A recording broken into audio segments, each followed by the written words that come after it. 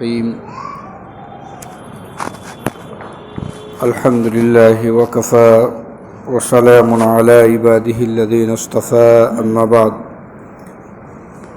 فأعوذ بالله من الشيطان الرجيم بسم الله الرحمن الرحيم الذين استجابوا لله والرسول من بعد ما أصابهم القرح للذين أحسنوا منهم واتقوا أجر عظيم الذين قال لهم الناس إن الناس قد جمعوا لكم فاخشوهم فزادهم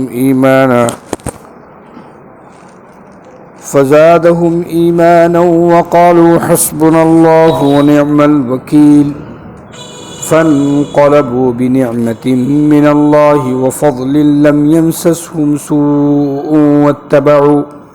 واتبعوا رضوان الله والله ذو فضل عظيم إنما ذلكم الشيطان يخوف أولياءه فلا تخافوهم وخافون إن كنتم مؤمنين صدق اللہ العظیم۔ میرے محترم بزرگوں، دوستوں، دینی بھائیوں، قرآن کریم کی سورہ آل عمران کی چند آیتیں ہیں جو آپ حضرات کے سامنے میں نے تلاوت کی ہیں۔ ان آیتوں میں خاص طور سے ان صحابہ کرام کا تذکرہ ہے جو غزوہ احد میں زخمی ہوئے تھے۔ اللہ تعالیٰ نے ان کی فرما برداری اور ان کی خوبی کو بیان کیا۔ ظاہر ہے کہ وہ ایسی جماعت تھی صحابہ کی کہ جو خوبیاں کسی جماعت میں ہونی چاہیے اور جو اچھائیاں ہونی چاہیے، جو مثال بنے، اللہ نے وہ ساری خوبیاں اس جماعت میں ودیت رکھی تھی، کیونکہ مثال بننی تھی صحابہ کی پوری جماعت۔ کس کے لیے؟ صحابہ کے بعد قیامت تک کے آنے والے ایمان والوں کے لیے، مسلمانوں کے لیے مثال بننی تھی، بلکہ سب کے لیے نمونہ اور آئیڈیل بننا تھا۔ اس لیے اللہ نے صحابہ کرام کی کو ساری خوبیاں جو ایک امت اور نبی کے امتی میں ہونی چاہیے، وہ خوبیاں اللہ نے صحابہ کرام میں رکھی تھی۔ ظاہر ہے کہ جس حالت میں یہ ہوتے، نبی کی آواز پر لبیک کہتے، جس حالت میں ہوتے، ظاہر ہے کہ جنگ احد میں، میدان احد میں 70 صحابہ کرام شہید ہوئے اور بہت زخمی ہوئے تھے۔ تو زخمی ایسے ہوئے تھے کہ اسے چوٹیں جو لگی تھیں وہ بے شمار چوٹیں تھیں۔ 2 آدمیوں کے سہارے بعض صحابہ چلتے تھے، چل نہیں پاتے تھے، اتنے بڑے بڑے زخم ان کے تھے لگے ہوئے۔ لیکن پھر جب فوراً دوسرے دن امام الانبیاء سرور کونین کی پکار آئی کہ چلو مشرکین کا لشکر پھر ارادہ کر رہا ہے ہم پر حملہ کرنے کا، تو چلو نکلو، اور وہی لوگ نکلیں گے جو احد میں شریک ہوئے تھے، لہذا وہی لوگ زخمی بھی تھے، اچھے بھی تھے، سب طرح کے تھے، نکل پڑے۔ تو اللہ نے یہ تذکرہ ان صحابہ کی تعریف فرمائی کہ الذین استجابوا للہ والرسول من بعد ما اصابهم القرح۔ ان صحابہ نے اللہ اور اس کے رسول کی آواز پر لبیک کہا، جن کو زخم لگے تھے، زخم لگنے کے بعد بھی وہ لبیک کہتے ہوئے نکل پڑے۔ مدینے سے چند میل کے فاصلے پر ایک جگہ تھی حمراء الاسد، اس کا نام تھا۔ سال بھر میں وہاں میلہ لگتا تھا، وہاں خرید و فروخت ہوتی تھی، تجارت ہوتی تھی۔ وہاں اس جگہ جا کر پڑاؤ ڈال دیا۔ کنہوں نے؟ انہی صحابہ کرام نے جو زخمی تھے۔ کس کے لیے؟ ابو سفیان کا لشکر کے بارے میں یہ معلوم ہوا تھا کہ وہ پھر سے حملہ کرنے والا ہے، دوبارہ وہ مدینے کو نیست نابود اور مدینے والوں کو تباہ کرنے کے لیے آ رہے۔ نعیم ابن مسعود رضی اللہ عنہ، بلکہ ہو سکتا ہے بعد میں ایمان لے آئے ہوں، یہ ادھر سے گئے، ادھر سے آ رہے تھے کسی کام میں، ابو سفیان نے کہا جا کر کچھ پیسہ لو، یہ لو اور جا کر کہہ دینا محمد رسول اللہ صلی اللہ علیہ وسلم سے، ان کے لشکر والوں سے کہ ابو سفیان پھر سے آ رہے ہیں، تم کو اب تو ختم کر دیں گے، کچھ جو باقی رہ گئے وہ بھی ملیا میٹ کر دیں گے۔ تو انہوں نے آ کر ان سے پہلے تو جبرائیل علیہ السلام تشریف لائے، حضور کو ساری اطلاع دے دی۔ ادھر اللہ کے پیغمبر نے حکم دے دیا کہ نکلو، تو صحابہ کرام ٹوٹے پھوٹے زخمی حالت میں نکل پڑے۔ حمراء الاسد وہ جگہ تھی، وہاں جا کے پڑاؤ ڈالا اس لشکر کے انتظار میں ابو سفیان۔ ادھر معبد خزاعہ کا ایک شخص تھا، وہ حضرت رسول اکرم صلی اللہ علیہ وسلم کے لشکر کا یا آپ کا حلیف تھا، اچھے تعلقات مسلمانوں سے تھے، اس کے مسلمان نہیں تھا، وہ ادھر سے جا رہا تھا، ابو سفیان کا لشکر ملا، مدینے سے وہ گیا ادھر، تو دیکھا کہ ابو سفیان کے تیور چڑھے ہوئے ہیں، پھر سے حملہ کرنا چاہتے، تو ابو سفیان سے کہا کہ تم کو کچا چبا چاہیں گے، وہ لوگ نکل چکے ہیں، تم ادھر ارادہ ہی کر رہے ہو، وہ لوگ نکل چکے ہیں۔ دیکھو روب اللہ ایسے ڈالتا ہے۔ ادھر معبد خزائی نے جا کر ادھر کہا ابو سفیان کے لشکر میں کہ وہ لوگ نکل چکے ہیں، تم کو جیسے زخمی شیر ہوتا ہے نا، بڑا خطرناک ہو جاتا ہے، زخمی شیر جو ہے بہت خطرناک ہوتا ہے، کہا بس زخمی شیر کی طرح ہے، وہ تم کو کچل ڈالیں گے، وہ نکل چکے ہیں، حمراء الاسد نے پڑاؤ تک ڈال دیا ہے، تم کیا کرنا، تم ان سے بچ نہیں پاؤ گے، لہذا خیریت اسی میں ہے کہ چپے واپس ہو جاؤ مکہ۔ ابو سفیان کو روب اور پورے لشکر میں روب پھیل گیا اور فوراً مکہ واپس بھاگ لیے۔ اللہ رب العالمین نے انہی کا یہی تذکرہ ان آیتوں میں کیا ہے۔ ایک بات ضرور تھی ان آیتوں میں، جو خاص بات میں ترجمہ کروں گا انشاءاللہ آپ کو سناؤں گا، لیکن خاص بات کیا تھی؟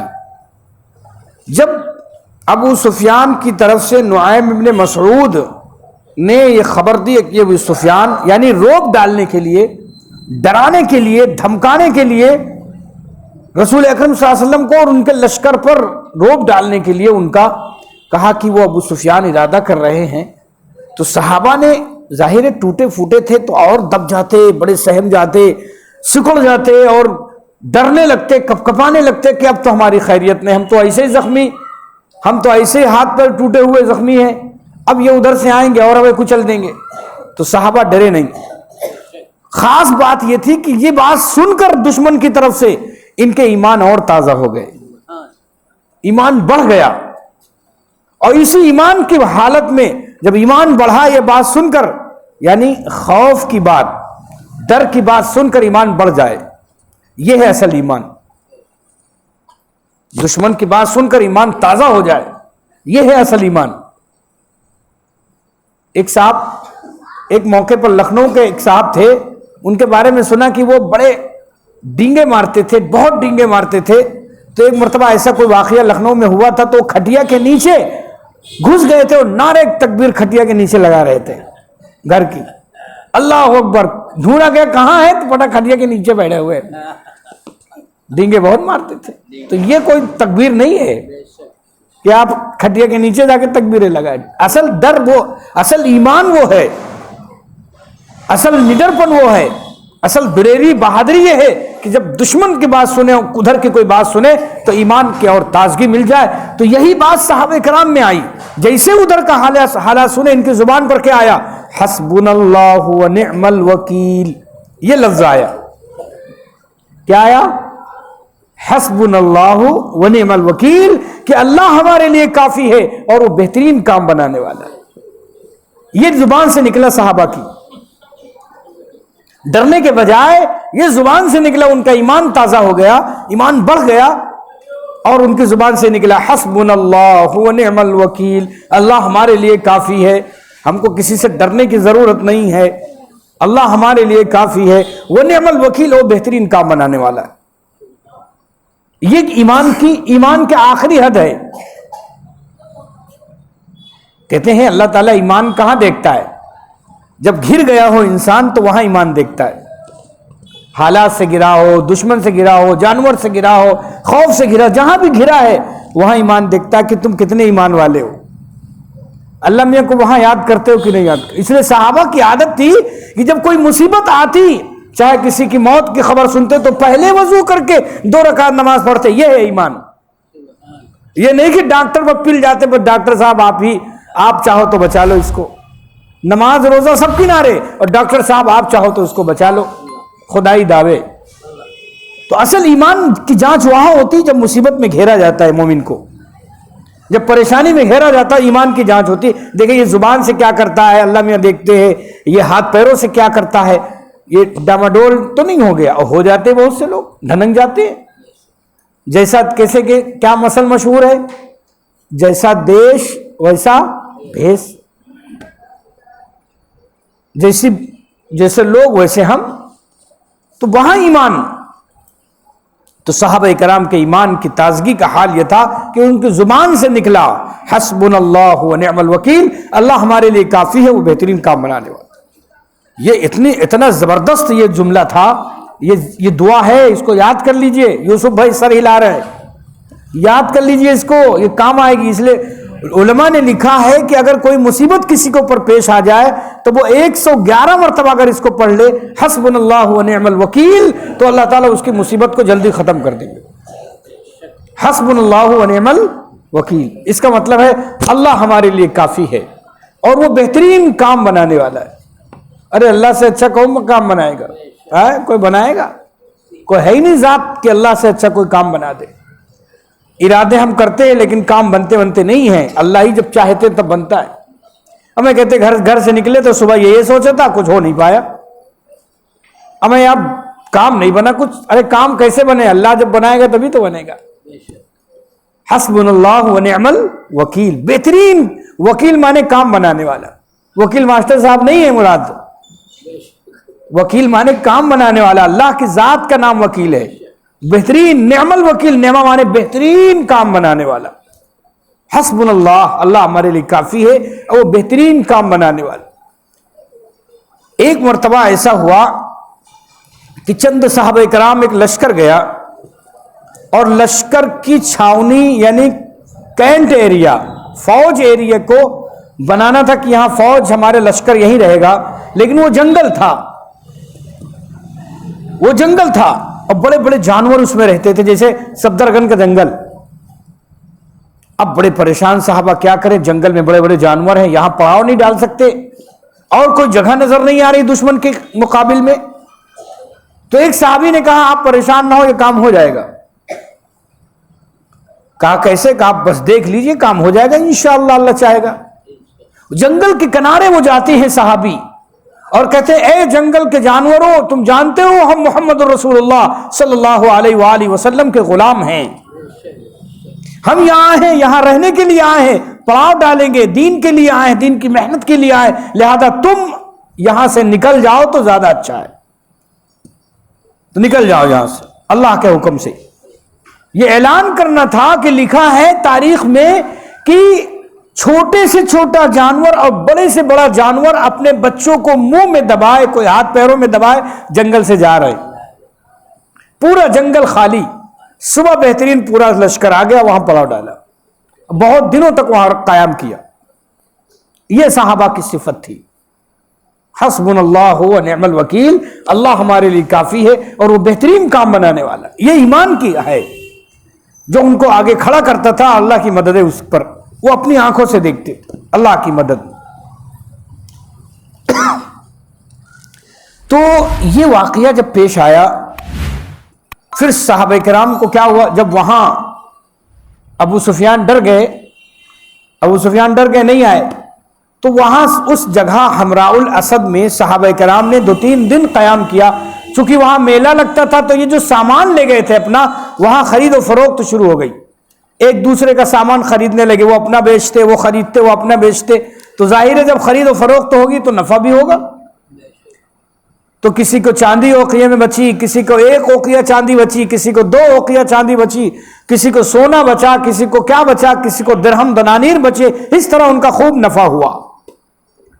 دیکھو یاد رکھو، اللہ رب الجلال نے ایمان والوں کو اکیلا نہیں چھوڑا ہے، صحابہ کرام کے ذریعے، نبی کے ذریعے بتا دی کہ تم دنیا میں رہتے ہو، اس لیے دنیا صرف آسمان پہ ہر وقت نہ رہو کہ مسجد میں بیٹھے رہو، بس مسجد میں صرف مسجد ہی سب کچھ ہے، نہیں، تمہاری بازار بھی ہے، وہاں بھی کچھ کو تم کو کرنا ہے، اپنی تجارت، اپنے کاروبار کرنا ہے، اپنی محنت کرنی، حلال روزی کا انتظام کرنا ہے، پھر مسجد کا جب وقت آئے گا تو مسجد چلے آنا۔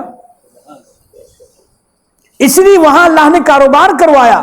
بتائیے دین اللہ کے راستے میں ہے لیکن وہاں کاروبار کی اجازت ہے، جا کے کاروبار کرو، کاروبار کروایا، وہاں انہوں نے نفع حاصل کیا۔ آپ نے سنا ہوگا فضائل اعمال پڑھی جاتی ہے کہ میں سامان خریدتا رہا، بیچتا رہا، خریدتا رہا، مجھے اتنے اوقیے چاندی میں بچا، حضور سے آ کر تذکرہ کیا، مجھے آج بڑا نفع ہوا آج کی تجارت میں۔ یہ وہی واقعہ ہے۔ تو حضور نے فرمایا تھا، کیا فرمایا تھا کہ اتنا کیا نفع ہے، 2 رکعت کے مقابلے میں تو کوئی یہ نفع نہیں۔ حضور نے وہاں پھر آخرت کی طرف موڑ دیا اس کو کہ دنیا کی چمک اپنی آنکھوں میں نہ لانا۔ دیکھو دنیا کا حال کیا ہے، دنیا کہاں رہے، دنیا دل کے کنارے رہے تو اچھا ہے، دل میں نہ گھسے بس۔ جیسے کشتی کے پانی کشتی کے کنارے رہتا ہے، جب کشتی تالاب میں، سمندر میں، دریا میں چلتی ہے تو کشتی کا پانی کہاں رہتا ہے، کشتی کے اندر۔ ارے کشتی کے اندر آ جائے تو کشتی ڈوب جائے، اس لیے کشتی کے کنارے رہتا ہے پانی، اور کشتی چلتی رہتی ہے، وہ اپنی منزل تک پہنچا دیتی۔ دنیا کا حال ہی بھی یہی ہے۔ علماء نے لکھا ہے کہ دنیا کی محبت دل کے کنارے رہے تو وہ انسان اللہ کے طرف منزلیں طے کرتا ہے، درجات ملتے ہیں اس کو، اور جس دن وہ دنیا کی محبت دل میں آئی تو گیا کام سے، پھر وہ 56 کروڑ کی چوتھائی ڈھونڈے گا اور 4 رکعت میں 4 دکانوں کا حساب کرے گا، یہی ہوگا۔ 4 رکعت عشاء میں وہ 4 دکان کا حساب کرے گا جب دنیا کی محبت دل میں آتی، اور دنیا ادھر ادھر رہتی تو کام چلتا رہتا ہے۔ دل اللہ کے لیے، دل کا تعلق اللہ سے ہے۔ تو صاحب یہ قرآن کریم کی یہ آیتیں یہ اسی کو بتلا رہے ہیں۔ الذين استجابوا لله والرسول من بعد ما اصابهم القرح، بے شک جن لوگوں نے اللہ کا، اس کے رسول کا حکم مانا بعد اس کے کہ ان کو زخم لگ چکے تھے۔ کون؟ صحابہ کی وہی جماعت۔ للذین، اس وجہ سے کہ وہ نیک تھے، ایک تو احسان ان کے اندر تھا۔ احسان کس کو کہتے ہیں؟ جبرائیل علیہ السلام نے پوچھا تھا حضور اکرم صلی اللہ علیہ وآلہ وسلم سے کہ احسان کیا ہے، تو حضور نے احسان کی تعریف کیا بتائی تھی؟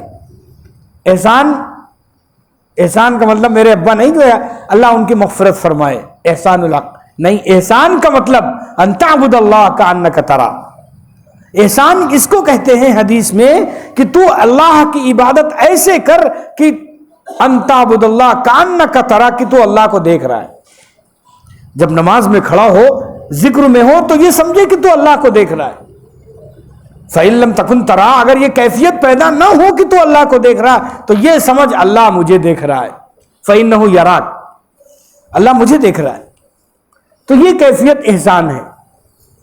تو ایک صفت ان صحابہ میں یہ تھی کہ یہ احسان کے ساتھ تھے، یعنی ان کے اندر اخلاص تھا، ہر وقت اللہ ہی سامنے رہتا تھا۔ وَاتَّقَوْا مِنْهُمْ أَجْرٌ عَظِيمٌ، اور دوسری چیز تقویٰ تھی ان کے اندر۔ تقویٰ، 2 صفت تھی ان کے اندر سا، ایک تو احسان تھا، اخلاص تھا، اور دوسرے تقویٰ تھا۔ تقویٰ سمجھتے ہیں آپ؟ تقویٰ کے بارے میں حضرت عمر رضی اللہ تعالی عنہ نے پوچھا تھا اپنی مجلس میں، تو بڑے بڑے صحابہ اس میں تھے، اس میں ابی ابن کعب رضی اللہ تعالی عنہ جو بڑے پائے کے قاری تھے، اسلام میں سب سے بڑے قاری جو ہوئے ہیں وہ ابی ابن کعب ہوئے، بڑا اچھا قرآن پڑھتے تھے۔ حضور اکرم صلی اللہ علیہ وسلم کبھی کبھی ان سے سنتے تھے کہ اے ابی قرآن پڑھو میں سنوں گا، اتنا اچھا قرآن پڑھتے تھے۔ تو ابی ابن کعب سے پوچھا عمر رضی اللہ تعالیٰ نے کہ تقویٰ کیا ہے؟ تو حضرت ابی ابن کعب نے کہا اے امیر المومنین کبھی آپ جنگل میں نکلے؟ جنگل میں؟ تو کہا بہت مرتبہ جنگل میں نکلا ہوں۔ تو کیسے نکلے؟ کہا میں نے اپنا دامن سمیٹا کرتا سمیٹا، یہ سمیٹا، وہ سمیٹا، اور اس کے بعد مڑ مڑ کے نکل گئے کہیں کانٹے نہ چپ جائیں. جنگل جھاڑیوں میں آپ کیسے نکلتے ہیں؟ اپنے دامن کو سمیٹتے ہیں، کرتا سمیٹتے ہیں، اور سب ٹوپی ووپی ہاتھ میں لیتے ہیں، ورنہ ٹوپی بھی رہ جائے، ٹنگ جائے اسی میں کانٹوں میں. ایسا ہوتا ہے کہ پتہ چلا کہ جنگل جھاڑیوں میں جا رہے ہیں، ٹوپی ٹنگے کہیں رہ گئی، ان کو پتہ ہی نہیں، اور ٹوپی لٹکی ہوئی وہاں کانٹوں میں. تو اس طرح سمیٹ کر نکلتا ہے انسان. تو ایسی بس ابی بن کعب رضی اللہ عنہ نے حضرت عمر سے فرمایا کہ تقوی اسی کا نام ہے اے امیر المومنین، کہ یہ دنیا گناہوں کے کانٹے سے بھری پڑی، آپ بچ بچ کے نکل جائیں، اسی کا نام تقوی ہے. دنیا جو ہے گناہوں کے کانٹوں سے بھری ہوئی. آپ مسجد میں بیٹھے جیسے جنت میں ہے ایسا لگ رہا ہوگا، قرآن سن رہے ہیں، قرآن کی بات سن رہے ہیں، اللہ اس کے رسول کی بات، تو بالکل جنت کا نظارہ ہے. لیکن جیسے ہی باہر نکلیں گے دنیا کے کانٹے، گناہوں کے کانٹے نظر آئیں گے. بس کہا اس کانٹوں سے بچ بچ کے نکل جاؤ، اسی کا نام تقوی ہے. تقوی کی تعریف سمجھ میں آ گئی؟ ہاں، اس کو سمجھیں گے تقوی کیا چیز ہے. تو دو صفتیں ان کے اندر تھیں، ایک احسان تھا، دوسرے تقوی. الذین قال لهم الناس، جب لوگوں نے ان سے کہا ان الناس قد جمعوا لکم، کہ لوگوں نے یعنی ابو سفیان کے لشکر نے تمہارے لیے بہت سا سامان جمع کیا ہے، فخشوہم، ان سے ڈرو، ان سے ڈر جاؤ. تو کیا ہوا؟ ڈر گئے صحابہ؟ نہیں. فزادہم ایمانا، ان کا ایمان بڑھ گیا، خوف نہیں آیا، ایمان بڑھ گیا. اور وقالو، اور کہنے لگے حسبنا اللہ ونعم الوکیل، اللہ ہمارے لیے کافی ہے اور بہترین کام بنانے والا ہے. فانقلبوا، اس کے بعد جب واقعہ ہو گیا ابو سفیان کا لشکر نہ آیا تو یہ واپس ہوئے. 3-4 دن تجارت کی ہے اور تجارت کر کے واپس ہوئے. اللہ اسی کو فرما رہا فانقلبوا، پھر یہ واپس ہوئے بنعمت من اللہ، اللہ کے احسان اور اس کے فضل کے ساتھ. فضل سے مراد روزی ہے، کمایا ہے وہاں. لم یمسسہم سوء، ان کو کوئی زخم نہیں لگا تھا وہاں، یعنی دوبارہ لڑائی نہیں ہوئی. واتبعوا رضوان اللہ، اور اللہ کی رضامندی تو الگ سے ملی. اللہ کی رضامندی، پیسہ بھی ملا، تجارت بھی کی، کوئی زخم بھی نہیں لگا، اللہ راضی ہوا الگ سے. ایک بزرگ، ایک مرید نے اپنے بزرگ پیر کو بلایا، حضرت ہم نے گھر بنوایا، ذرا آپ آ کے دعا کر دیجئے، ادگھاٹن کر دیجئے. ادگھاٹن ہوتا ہے نا، ابھی دیکھو آج ادگھاٹن تھا وہاں 12 میں، تو گھر کا افتتاح، گھر کی شروعات کر دیجئے حضرت. تو حضرت بیچارے چلے آئے. تو حضرت نے جب بیٹھے گھر میں تو دیکھا بڑے بڑے ونڈو لگے ہوئے، بڑی بڑی کھڑکیاں ہیں اور دروازے اور ونڈو بڑے بڑے ہیں. تو پوچھا کہ اپنے مرید سے پوچھا کہ یہ ونڈو کیسے ہیں، اتنے بڑے لگوائے ہیں؟ تو کہا حضرت اس لیے کہ تاکہ ہوا آئے خوب اچھی، بہترین موسم رہے، ہر طرف سے جو ہے ہوا کا آنا جانا بہترین رہے. تو حضرت نے فرمایا کہ ارے بیوقوف کہیں کا، اگر نیت کر لیتا اس سے، ان دروازوں جو بڑے کھڑکیاں ہیں، بڑی بڑی ونڈو ہیں، ان سے یہ نیت کرتا کہ اذان کی آواز آئے تو قیامت جب تک یہ گھر باقی رہتا تجھے ثواب ملتا اور ہوا تو فری میں ملتی. نیت کا ثواب تجھے یہ ملتا، ہوا فری میں ملتی، وہ تو آتی، ہوا تو آتی، ہوا کہاں جاتی. تو اپنے پیر نے مرید کو یہ سمجھایا. ایک تو یہ پیر مرید ہوتے ہیں، ایک پیر مرید یہ ہیں، یہ سچے پیر مرید ہیں، یہ سچے پیر ہیں اور سچا مرید تھا. سمجھ گیا کہ واقعی مجھ سے غلطی ہوئی کہ میں نیت کر لیتا، نیت پر اللہ ثواب عطا کرتے ہیں، نیت کر لیتا کہ اس سے اذان کی آواز آئے گی اور ہوا تو فری میں ملتی. ایک پیر مرید تو یہ ہے. اور دوسرے پیر مرید کے بارے میں حضرت تھانوی نے لکھا ہے کہ ایک دن مرید اپنے پیر سے کہنے لگا حضرت میں نے خواب دیکھا ہے. کیا خواب دیکھا؟ کہنے لگا ایک گڈھے میں شہد بھرا ہوا ہے اور ایک گڈھے میں گندگی بھری ہوئی، اور آپ شہد کے گڈھے میں گر گئے اور میں گندگی کے گڈھے میں گر گیا. تو پیر نے کہا ارے یہی تو ہونا چاہیے، میں پیر ہوں، مجھے شہد کے گڈھے میں ہونا چاہیے، تو مرید ہے تو گندے پیخانے میں ہونا چاہیے. تو کہا حضرت ابھی خواب ختم نہیں ہوا ہے. کہا آگے کیا دیکھا؟ کہا میں نے دیکھا کہ مجھ کو آپ چاٹ رہے ہیں، میں آپ کو چاٹ رہا ہوں۔ کہا کمبخت کہی کہ مجھے گندگی میں چاٹ رہا ہوں۔ ڈنڈا لیا، اتنی زور سے بھگایا اس کو، مار مار کبھی میں گندگی چاٹ دوں؟ کہا ابھی خواب ختم نہیں ہوا ہے، میں نے دیکھا میں آپ کو چاٹ رہا ہوں، وہ تو شہد چاٹ رہا ہے اور آپ مجھے چاٹ رہے ہیں، گندگی چاٹ رہے ہیں۔ تو یہ ایک پیر مرید ہے۔ تو بہرحال عرض یہ کرنا ہے کہ انسان کی نیت اور سچائی پر اللہ اجر ثواب دیتے۔ تو اللہ نے فرمایا دیکھو ان کو جو اللہ کی رضا ملی وہ فری میں مل گئی، اللہ ان سے راضی ہو گیا۔ واللہ ذو الفضل العظیم، اور اللہ بڑے فضل والے ہیں۔ انما ذالکم الشیطان، اللہ فرما رہا یہ جو افواہ اڑائی تھی یہ شیطان تھا، وہاں انسان بن کے آیا تھا۔ یخوف اولیاء، وہ اپنے دوستوں سے ڈراتا ہے۔ ابھی دیکھو کورونا، بالکل یہ آیت اسی پر ہے، اتے مریض اتے مریض اتے مریض، وہ مر گیا، وہ اینٹ رہا ہے، وہ پھر رہا ہے، وہ پھر رہا ہے، ڈر جاؤ، خوف کرو، مسجد چھوڑ دو، ہوتا ہے کہ نہیں، نماز چھوڑ دو۔ یہی ہے یخوف اولیاء، وہ اپنے دوستوں سے ڈراتا ہے یہ شیطان۔ اتنے آنے والے ہیں، اتنے کر جائیں گے، یہ ہو جائے گا، اور مسلمانوں کا کربلا ہو جائے گا، کیا ہوگا؟ یخوف اولیاء، یہ شیطان ہے جو اپنے دوستوں سے ڈراتا ہے۔ اس کا کام ہے ڈرانا، لیکن بندے کا کام، صحابہ ڈرتے نہیں تھے، صحابہ کہتے تھے حسبنا اللہ و نعم الوکیل، اللہ ہمارے لیے کافی۔ اس کے بعد فرما فلا تخافوہم، اللہ فرما رہا اے لوگو، اے ایمان والو، ڈرنا نہیں، فلا تخافوہم، ان سے ڈرنا نہیں، وخافونی، ہاں مجھ سے ڈرو، میں ڈرنے کے لائق ہوں، مجھ سے ڈرو، مجھ سے، میری ذات ڈرنے کے لائق ہے، اور کوئی ذات ڈرنے کے لائق نہیں ہے۔ ان کنتم مومنین، اگر تم ایمان رکھتے ہو تو مجھ سے ڈرو۔ یہ چند آیتیں ہیں جو آپ حضرات کے سامنے مختصر طور پر میں نے پیش کی ہیں۔ ان آیتوں کا پس منظر آپ کے سامنے آیا۔ یہ آیت ایسی ہے کہ اگر ہم تفصیل کریں تو شاید کہ بہت وقت گزر جائے اور ان آیت کا مفہوم پورا نہ ہو۔ یہ ایسی آیت ہے، لیکن چونکہ ہمیں آگے اس صورت کو مکمل کرنا ہے، دوسری صورت میں چاہتا ہوں کہ رمضان کے بھی 2 ہفتے ہیں تقریباً، تو 2 ہفتوں میں اگر یہ امید ہے کہ ایک ہی ہفتے میں ختم ہو جائے گی یہ سورہ آل عمران، ختم ہو جائے، پھر عید کے بعد انشاءاللہ سورہ نساء شروع ہوگی۔ نساء مانے عورتیں، خاص عورتوں کے مسائل، پوری صورت میں بہت جامع صورت ہے سورہ نساء، بہت کام کی باتیں اللہ نے سورہ نساء میں، تو انشاءاللہ اس کا عید کے بعد اس کا درس ہوگا۔ ابھی میں اس صورت کو مکمل کروں گا، دعا فرما لے اللہ تعالیٰ ہم سب کو عمل کرنے کی توفیق۔ الحمدللہ الحمدللہ رب العالمین، یا اول الاولین یا آخر الاخرین، یا ذا القوة المتین، یا ارحم الراحمین۔